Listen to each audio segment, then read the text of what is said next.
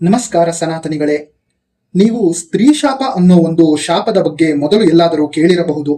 ಈ ಸ್ತ್ರೀ ಶಾಪ ಅಂದರೆ ಏನು, ಅದು ಯಾವ ಕಾರಣಕ್ಕೆ ಬರುತ್ತೆ, ಅದಕ್ಕೆ ಪರಿಹಾರ ಏನು ಅಂತ ಈ ವಿಡಿಯೋದಲ್ಲಿ ತಿಳಿಸಿಕೊಡ್ತೀನಿ.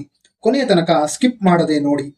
ಹಿಂದಿನ ಕಾಲದಲ್ಲಿ ಗಂಡು ಮಕ್ಕಳು ಆಗಿಲ್ಲ ಅಂತ ಅಂದ್ರೆ ನಮ್ಮ ಗೋತ್ರ ವೃದ್ಧಿ ಆಗೋದಿಲ್ಲ, ನಮ್ಮ ವಂಶ ಬೆಳೆಯೋದಿಲ್ಲ, ಅಥವಾ ಪರಂಪರೆ ಉಳಿಸೋಕಾಗೋದಿಲ್ಲ, ಹಾಗೇನೆ ನಮಗೆ ಸತ್ತ ಮೇಲೆ ಮೋಕ್ಷ ಸಿಗೋದಿಲ್ಲ ಅಂತ ಹೇಳಿ 2 ಅಥವಾ 3 ಮದುವೆ ಆಗ್ತಾ ಇದ್ರು.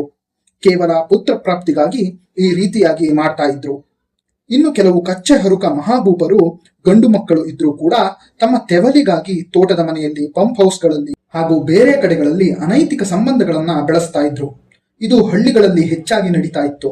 ಈಗಲೂ ಸಣ್ಣ ಪ್ರಮಾಣದಲ್ಲಿ ನಡೀತಾ ಇದೆ ಅಂತಾನೆ ಹೇಳಬಹುದು. ಈ ರೀತಿಯ ಅನಾಚಾರದ ಕೆಲಸದಿಂದಾಗಿ ಸ್ತ್ರೀ ಶಾಪ ಬಂದಿರುತ್ತೆ. ಈ ಸ್ತ್ರೀ ಶಾಪಕ್ಕೆ ಗುರಿಯಾದವರು ಅವರ ಜೀವನವನ್ನು ಅನುಭವಿಸಿ ಈ ಲೋಕ ಬಿಟ್ಟು ಹೋಗಿರ್ತಾರೆ. ಆದರೆ ಅವರು ಮಾಡಿದ ಈ ಪಾಪದಿಂದಾಗಿ ಈ ಶಾಪ ಅವರ ಮಕ್ಕಳಿಗೆ, ಮೊಮ್ಮಕ್ಕಳಿಗೆ ಹಾಗೂ ಮರಿಮಕ್ಕಳಿಗೂ ಕೂಡ ತಲುಪಿರುತ್ತೆ. ನೀವೆಲ್ಲಾದರೂ ಜಾತಕ ತೋರಿಸೋಕೆ ಅಥವಾ ಭವಿಷ್ಯ ಕೇಳೋಕೆ ಹೋದಾಗ ಅಲ್ಲಿ ನಿಮಗೆ ಈ ಸ್ತ್ರೀ ಶಾಪ ಇದೆ ಅಂತ ಹೇಳಿರ್ತಾರೆ.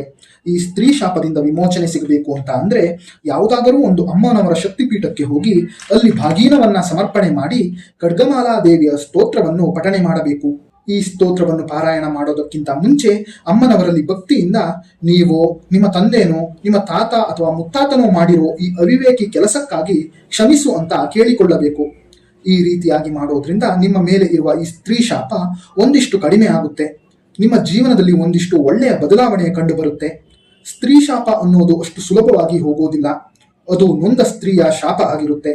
ಅದನ್ನ ದೇವರಿಂದಲೂ ಕೂಡ ಅಷ್ಟು ಸುಲಭವಾಗಿ ತೆಗೆಯೋಕೆ ಆಗೋದಿಲ್ಲ.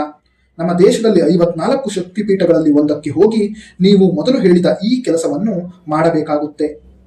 ವಿಡಿಯೋವನ್ನ ಕೊನೆ ತನಕ ನೋಡಿದ್ದಕ್ಕಾಗಿ ಧನ್ಯವಾದ. ನಿಮಗೆಲ್ಲರಿಗೂ ಶುಭ ದಿನ. ನಿಮಗೆಲ್ಲರಿಗೂ ಒಳ್ಳೆಯದಾಗಲಿ. ಹರ ಹರ ಮಹದೇವ.